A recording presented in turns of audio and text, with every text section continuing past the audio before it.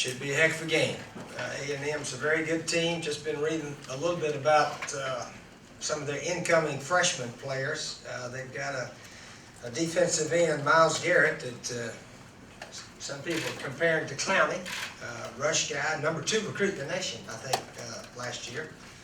And then obviously a fast wide receiver named Speedy Knoll, who I think was another top 5 or 10 recruit in the nation. So they've recruited very well. They're going to play a lot of young guys, it appears, but they have a lot of experience with guys coming back that were sort of freshmen last year, from what we can tell. Obviously, they lost their quarterback and wide receiver and offensive lineman, 3 #1 picks last year, but they're probably a little bit like us in that they haven't had a bunch of superstars to talk about all preseason, and their players are anxious to earn their way, just like our team. Our guys are anxious to show the country we can play ball, and we got a lot of good players also. I know our fans will be fired up and ready to do their part, and we certainly encourage them. We're going to need them to do their part if we're going to have a good chance to beat Texas A&M. You were here last year, weren't you? Okay, well, he played a lot last year. In fact, we stuck him in there in the second quarter. Some of you experts say, what's he doing putting him in there?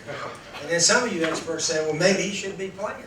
I just have to remind some of you guys. But he played a bit last year. He was in there for a touchdown against Vandy, Kentucky, and then Connor usually played the whole second half. So he got to play something. He was a backup quarterback that got to play a bit. He knew that. And of course, he had an outstanding game against Clemson a couple of years ago, I think against East Carolina here. Connor was banged up a few games and came off the bench to beat Central Florida last year down there. He's the only quarterback in the nation to beat them. So he's played a bit, and he's ready to go. He's ready to go. He's ready to play as well as he can. Now, I think all college teams won't worry about that until late in the year if they're in position. We try to concern ourselves, one game at a time. But I tell you what, I did like that ad, Rudy, the Notre Dame guy, when he told his guys, hey, guess what? They're going to have a 4-team playoff. They're going to do da-da-da-da-da. He said, but it's going to be 40 years from now. So, yeah, I think all of us back in the 70s thought someday they'd do it. We keep all saying someday they got to. They got to. And maybe 10 years from now, maybe they'll have 8, who knows. But 4's good. 4's better than 2. And I think it'll be tremendous for college football, really do.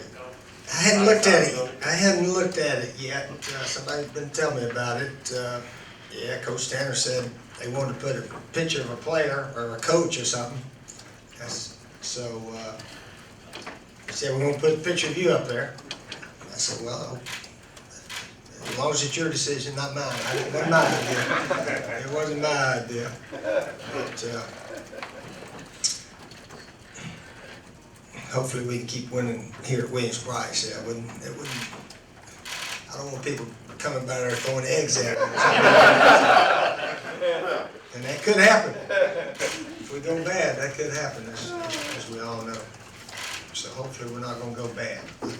I think this is a team that has prepared well through the summer, and will be ready to compete at a high level. I really believe that's going to happen, but we got to go wait and find out.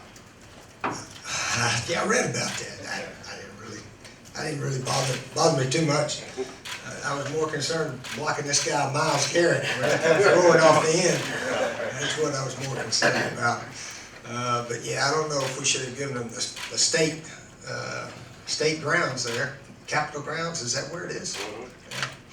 But nah, we got other things to worry about. I'll let the governor worry about that.